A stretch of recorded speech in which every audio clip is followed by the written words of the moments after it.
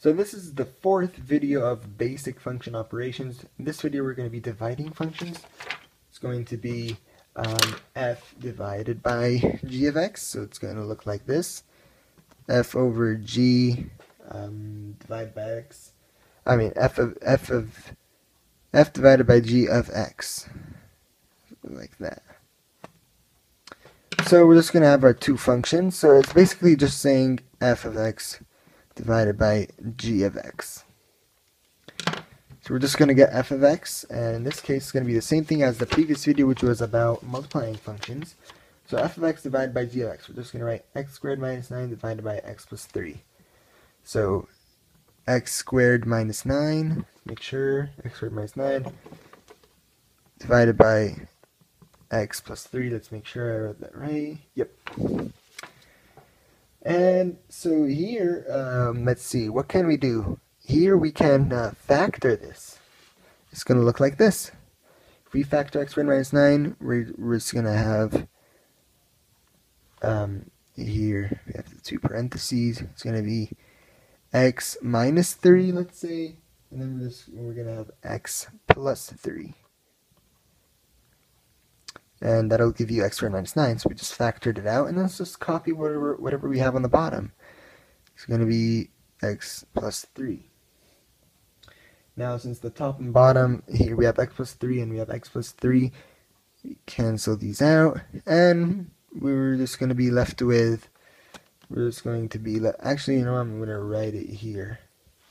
We're just going to be left with, let's see, what are we left with? If these two canceled out, we're just going to be left with x minus 3. So we're just left with x minus 3.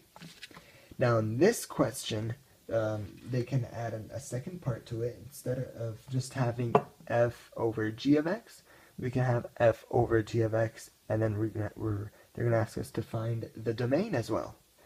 So if you want to find the domain of this, all you have to do is set it not equal to 0. Because we can't have it equal to 0, else we're not going to have a function.